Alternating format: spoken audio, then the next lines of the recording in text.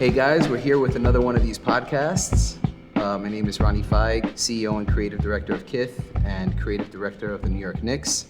I'm here with the living legend, Walt Clyde Frazier. First off, happy birthday. Yeah, thank you very much. I was so excited. It's very memorable and provocative. My best birthday ever, my 8-0, the big 8-0. The big 8-0, man. And I can't believe it, Ronnie, when I think about it, man. What a blessing to still be relevant, to still be working with you guys and doing this is a magnificent feeling. It's actually incredible because when I think about it, how much you've meant to me in my lifetime, your voice has been part of the soundtrack to my life. One thing that has been constant as the team has gone up and down, changing personnel, and everything kind of being a variable, the one constant has been you. And I think that for people that have that emotional connection to the team, I think that that has been a constant bridge that lets people feel like the Knicks are their home, you know, like that feels like home to me. So when I hear you, it just, I don't know, there's something about it that just, that makes it really special. So I'd like to thank you for all of the years, but more importantly, like 8-0 is a big year and you look incredible. You sound incredible. And your presence has never been stronger, in my opinion. Thanks. Just don't ask me what I did 2 hours ago. I can remember 1970 like yesterday. But no, it's I can't believe I've spent half my life in the Knicks organization. Wow. 10 as a player, 30 years now as a broadcaster. Wow.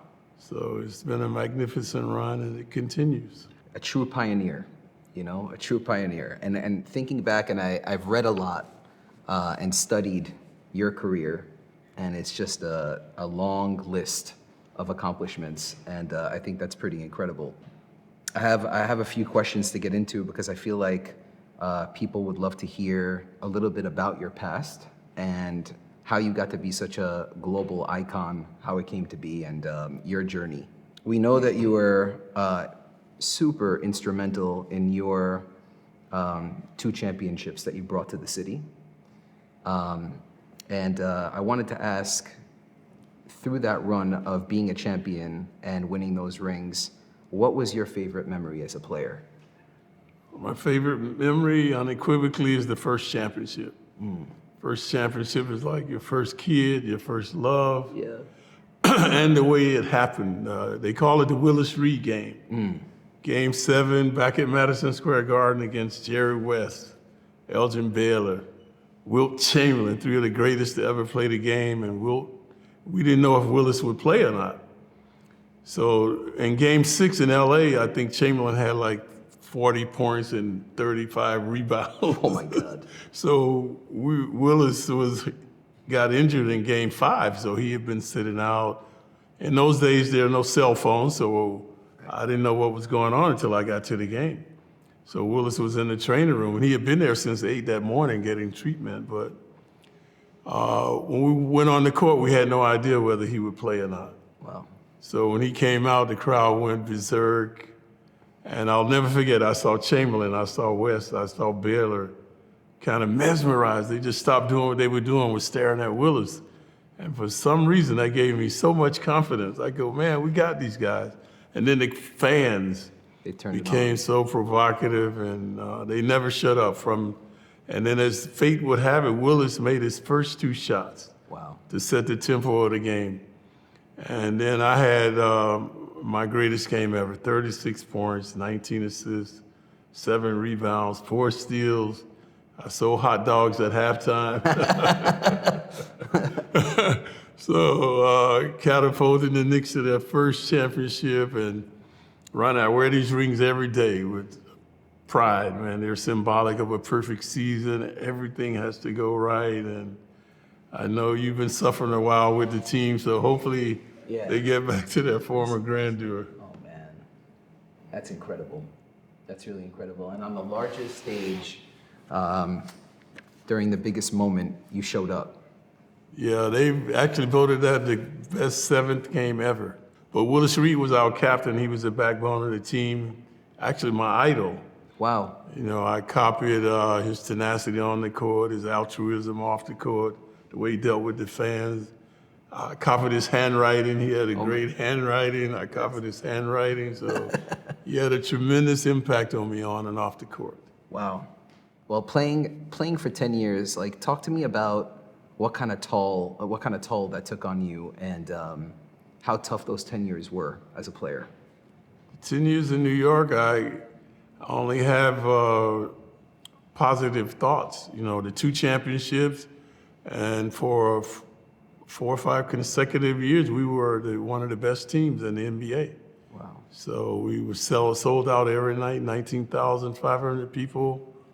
I was one of the most popular guys on the team. Sir. The greatest city in the world, the greatest fans in the world, the greatest arena in the world. And I'm like 25 years old, driving a Rolls Royce. Wow. Styling and profiling every night.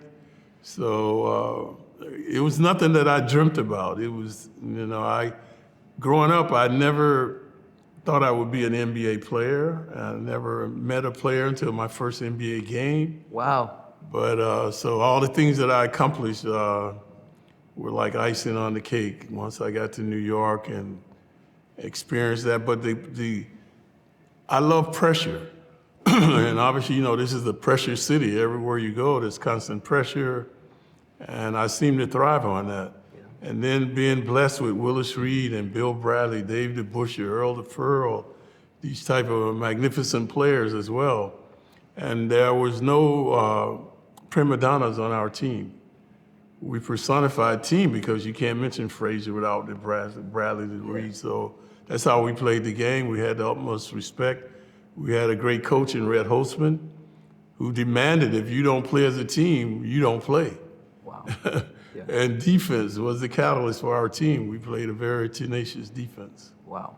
And so you're, you know, I think your personality on the court, when people speak about, you know, you as a player, I think that you were an idol to a lot of people. But speaking about you off the court, I believe that you were as popular as the personality off the court as you were on the court, because you started some of the most incredible, you know, styles and became a fashion icon in a time where I felt like you were the sense of individuality that you brought to fashion was incredible. And you spoke about styling and profiling in your roles, but speak to me about how you were dressing and what you were thinking about as you started to create your own fashion sense in the league. Well, in college, I wore penny loafers and button-down collar shirts, and then I come to the Mecca, right, for fashion, business, whatever it is. But we used to dress up every game. Right. Wear a suit and tie, always trying to outdress each other, because our idols were the Temptations, the Four Tops, Marvin Gaye. That's how they performed. Oh, gotcha. Today, these guys dress like the rappers. Right. Back then. Yeah. So music has always had, and basketball have always been intertwined. So, you know, like today, you guys, Shaq think he can rap. Right. Rappers think they can ball. You never thought you could sing? I never went that far. But so my thing was the fashion. I like to dress up. I like to go out. And one time, this guy, Ben Frazier, he wanted Willis Reed and I to endorse a fur coat. He would give us the coat if we wore it for free. Oh, wow. So that's how I got into the fur coats. Wow. So my first fur was like a seal skin coat. This is like 1967, 68. And then from there, I got into the mink coats. And one day I'm walking on the street, I see this Rolls Royce. And I'm digging the lines on the car, but the color is ghastly. It's a gray, gray color, you know, it's battleship gray. I'm like, man, but I like the lines. So I go to the Rolls Royce place and I say to the guy, he goes, man, you can paint it any color you want. Custom. Yeah, so that's how I ended up with the 69 Rolls Royce, and I had it, the sides were burgundy, and the hood and the top and the trunk were antelope. Oof. But still something was missing. So I'm going to put the gangster white walls on it. Whoa. All my friends go, man, you can't put that on a Rolls Royce. I go, hey, man. So I put that on there. I go, hey, man, this is the Clyde Mobile. Wow. So that used to be my car around the city. I was always in the roads, driving around. So I had so much fun. Incredible. Yeah. Simpler times, huh? Oh, yeah, yeah. But that car, gave me a lot. Actually, I was the first guy in the league with a Rolls Royce. Back in those days, nobody else was driving a Rolls Royce. And then, of course, the PUMA allowed me to be the first guy to endorse a sneaker. Correct. 1973, they approached me about endorsing the shoe. So how many years into your NBA career was that? You started? I started in 67, 68. So this came in basically in like season 5 or season 6 of your career. Right, after the first championship. Right, between the first and the second. Tell me a little bit about how that started, because we all know, we're all very familiar now with the Clyde, with the shoe. But I want to know a little bit about how that relationship started with PUMA, because it's such an important, iconic moment in footwear for you to get the first, signature athlete shoe in the NBA, right? And what that did, what opportunities that brought to other players, and how much it changed the entire game in terms of, players and athletes being able to get some of those deals, and some of the greatest footwear moments to happen in the industry started really with you. And I want to know a little bit about how that started and what that conversation was like with PUMA. That was a guy that was a representative for PUMA. He approached me, he goes, Clyde, these people, want you to kind of endorse the shoe, and what do you think? At that time, you guys, PUMA had the PUMA basket. Mm-hmm. I remember that. It was white, heavy. Yeah. So I go, man, even if you pay me, I couldn't wear that shoe. He goes, no, man, we want you to help us design the shoe. So I went to them, I made it more flexible and lighter. And then their concept was to come out with the suede. Wow. There were no suede shoes at the time. Right. So the suede was out, the style of the suede was out before the Clyde, or did that come after the Clyde? No, they came together. That's okay. The first original Clydes were, I think, with blue suede, white stripe, and red suede with the white stripe. Those are the first iterations. Yeah. Very nice. And you wanted, I think was it your idea to make the shoe in suede? Because I think back then a lot of the basketball shoes. No, I think they came up with the concept. Yeah. I gave him the shoelaces. When I used to wear Converse, right, I used to wear one orange lace and one blue lace, representing the Knicks colors. Right. So I gave PUMA the concept to come out with the different colors on the shoes and the thicker strings. Yeah, so they did that. Gotcha. But between, just in the tri-state area, New York, New Jersey, Connecticut, we didn't need the rest of the country. They could not keep them in the store. Yeah. They sold out so fast. Wow. The different iterations of the Clyde all look great in every material, which I think is really important when you speak about a silhouette. But I noticed the differences between the different court shoes that they made. That the Clyde silhouette fits a little wider and just has a little bit more of this like slimmer upper that makes it look so sleek. What you're talking about is the only tweak we've ever made to the shoe in over 40 years. Wow. Narrowed the toe and the heel. Yeah. Basically, otherwise it's the same shoe. But the other thing that happened now, I'm Clyde, so I used to have on my mink coat, the hat, and I would be styling in the Pumas. Wow. Wearing the shoes. So the kids saw that and they started making it like a dress shoe. Wow. So you're talking, what, 40, 50 years ago? If you look at ESPN now, what are the guys wearing? Suits with shoes. Yeah. Right, with sneakers. That's what everyone does today. That's crazy. So, you were one of the first people to put those two together. Right.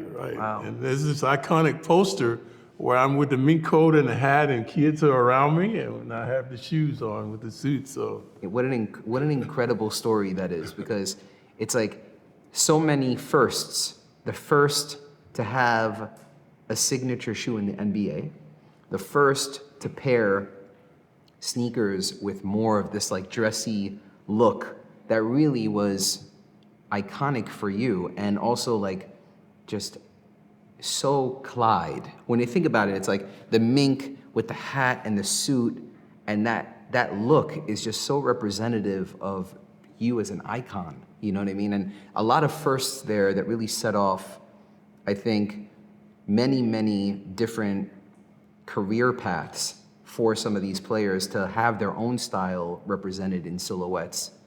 But when it's happening, Ronnie, I don't think I'm making history. Yeah, I know you didn't think that. Right. They gave me $5,000 and all the shoes I wanted. So almost every game I wear a different pair of shoes or whatever I'm doing. And obviously the players say, oh, you think you something, huh? You got your own shoe and stuff. So it was pretty funny the way they went about it. I mean, they were joking. Yeah. You know, but they were pretty happy for me but no one saw it as being revolutionary, being a pioneer. Right. Back in the moment, it didn't look right. Yeah, but now you look back and it's like, wow. How do you think that your persona off the court, how do you think that affected your confidence and your swagger on the court?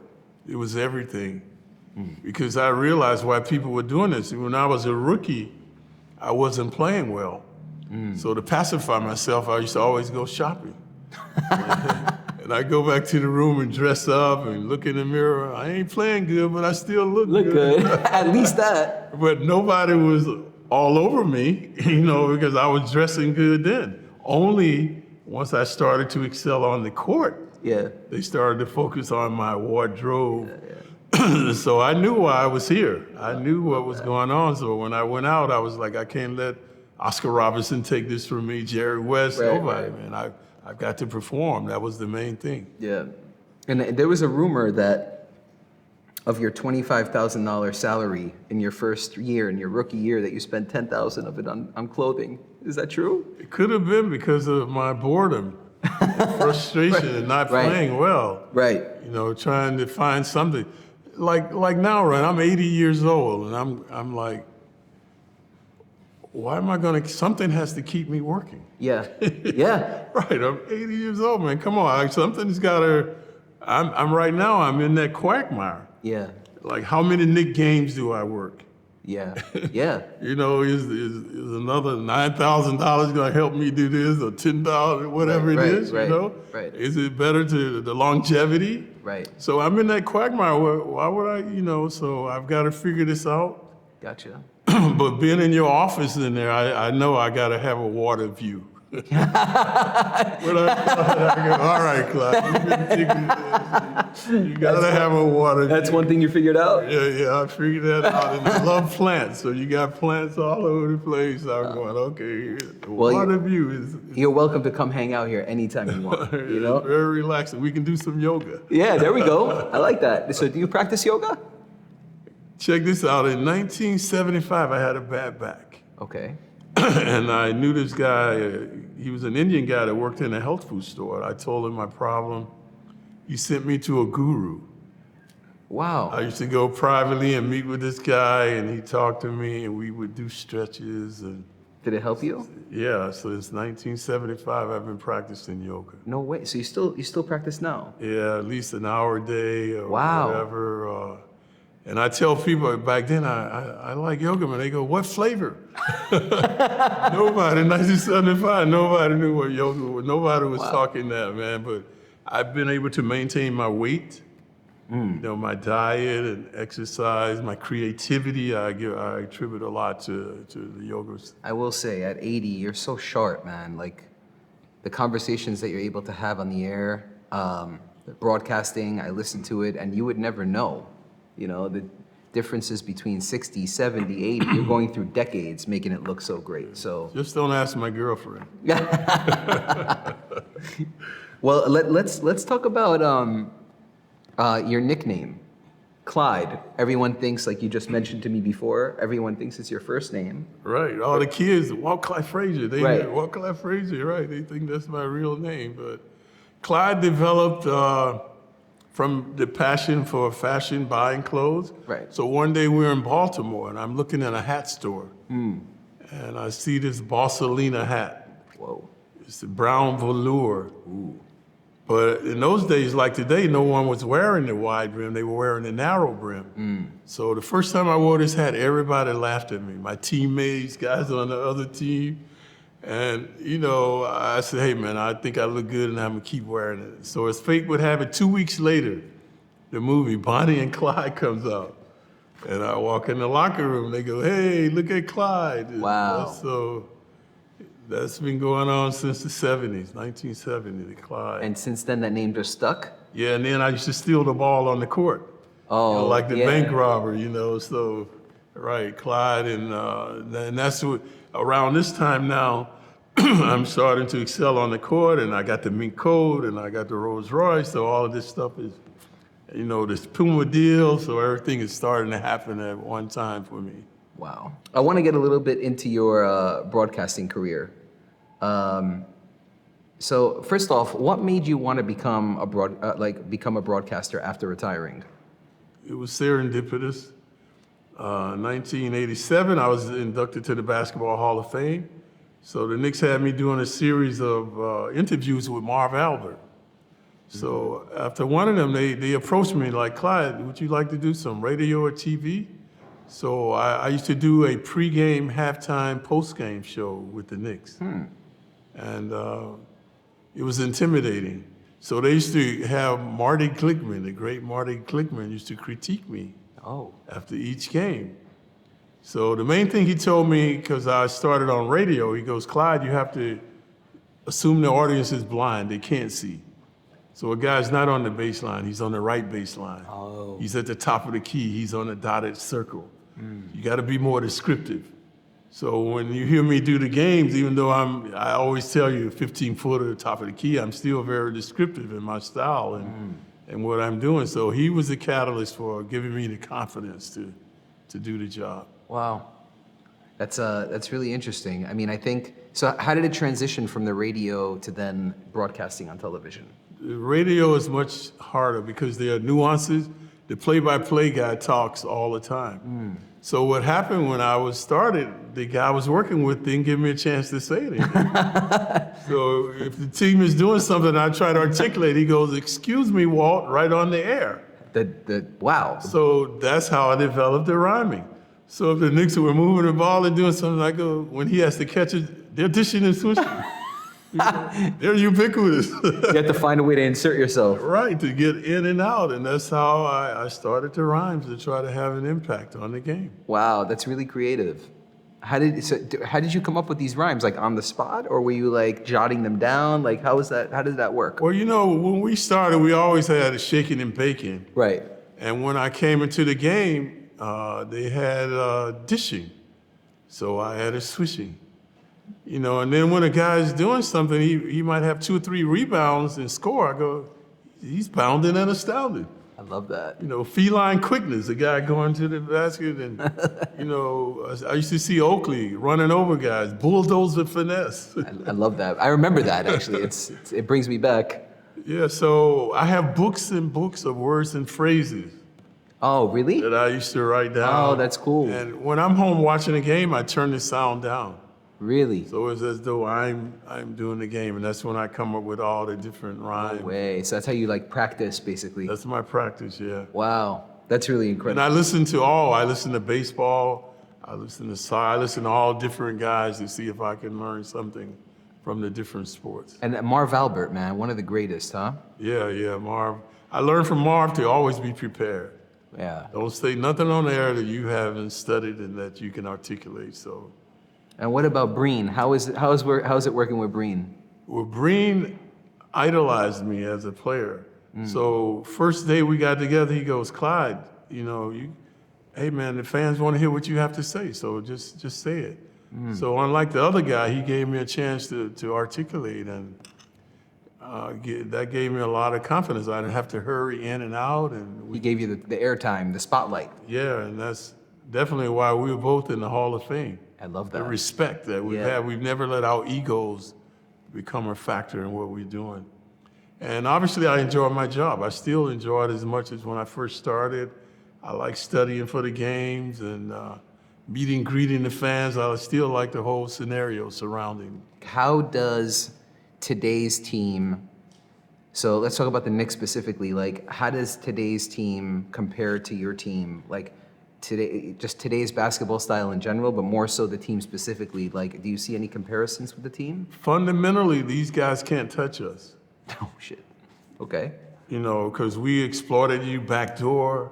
Right. You know, we could all shoot. Right. Today is athleticism. All these guys can run and jump.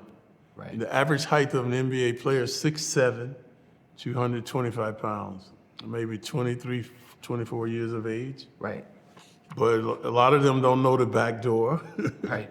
You know, they don't. So if they played us, the height disparity, man, everything is a mismatch. So what do you think would happen if you guys played each other? We'd have to slow down the game and make them play half court and try to use our sagacity to go back door and the pick and roll, which these guys don't like to do, come off the pick and roll. Yep. Why do you think they don't like doing that today? Like It's too old time. too fundamental. Like, look, Kareem Abdul-Jabbar, before LeBron broke his record, career leader in scoring. You never see an American player shoot a hook shot. Right. That's like too old it's school. like a lost art. Right, right. But the foreign players you see In the hook shot. the European players. European players use it, but no American player because it's symbolic of old school. You Right. know, Like since Olajuwon probably. He had that little mini jump hook, right? Olajuwon the did. shaking big spin move. Yep. But that's the essence of the game now. These guys run and gun, and the three ball has changed the game Yeah. tremendously. Everything's a three-pointer. Do you think there were players back then, like during your era, that if the three ball was prioritized, that those guys can shoot as well as these guys can shoot?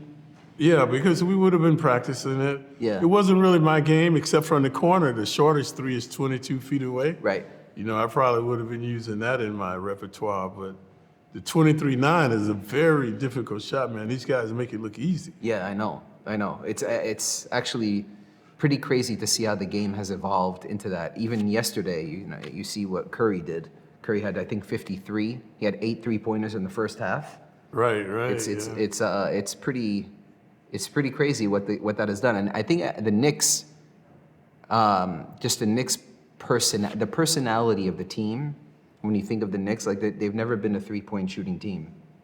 You know, like we're using it when we need it now, but like I think we're still a defensive-minded team. Would you say that? Yeah, but the three ball also is our nemesis on the defense. We don't defend it as well. Perimeter defense. But see what Curry did? If you watch the game, they didn't knock him on his butt one time. Yeah.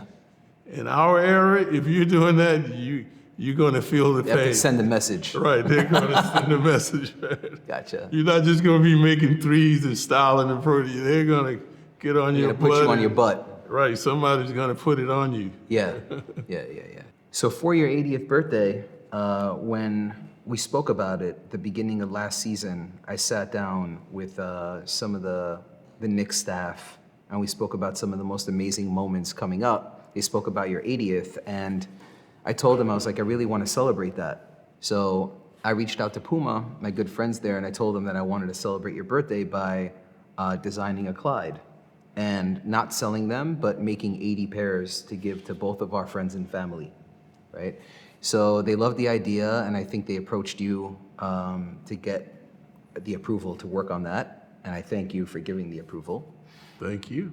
And then we worked on basically creating the shoe for you. And when I started working on it, it was actually pretty instant on what I wanted to do.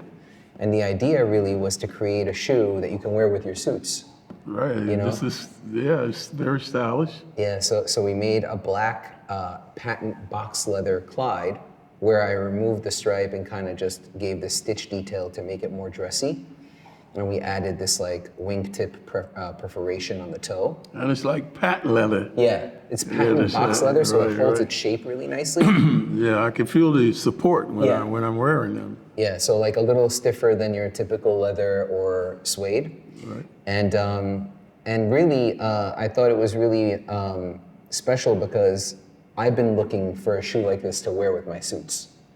You know, so it really, two birds, one stone, 80th birthday celebrated at the highest level with your own signature shoe kind of transformed into something more dressy. And I think it's gonna be something that both of us wear. So Oh yeah. I'm very excited about that. So thank you for letting me work on this. It's a very special shoe. It's special to me. And the fact that we get to sit down and talk just in general is really important. It was important to me that I got to know you on this level.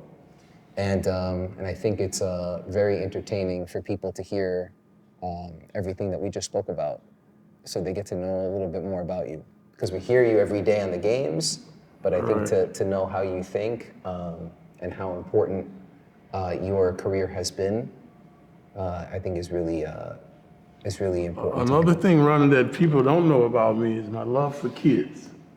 I mentioned my background. The kids have made me the first guy to endorse a sneaker. They've allowed me to do Walt Frazier basketball camps for over 50 years. Wow. Yeah, so, you know, I feel compelled to give back to them now in their time. You know, I'm a parent, and I'm concerned about drug abuse, child abuse, teenage pregnancies, all the things that bedevil them. In my book, I've been using to go into the schools, talking to the kids about the importance of education, absence from drugs, instilling confidence in them. So many of them lack confidence. Yeah. That you can be whatever you want to be, man. If you work as a team and hard work, common sense, you know, tenacious work ethic, nothing can deny you. Yeah. You can be better than Clyde.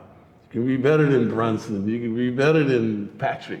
Right. You know, so just apply yourself and work hard. And what so I definitely like to do some stuff with you with Kilt and going in and having an impact on them, you know, with the product and everything. So I would love to. What would give people the name of your book, just so they know? Winning and Grinning. You know, they can go on Amazon and pick it up. At my birthday, they gave out 20,000 to the Knicks fans. Oh wow. Everyone received the book, and the book is about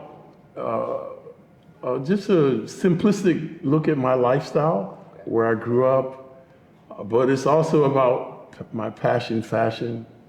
It's also about my sharing and caring. It's about diet and exercise. For our kids, we know they spend too much time on computers, phones, don't get out and exercise. I mentioned the confidence factor, man. That I tell them, man, you can do it. You can do it. You can be whatever you want to be. It's important to spread positivity, but also the messaging, because you know, I think that a lot of kids get lost in the sauce, right?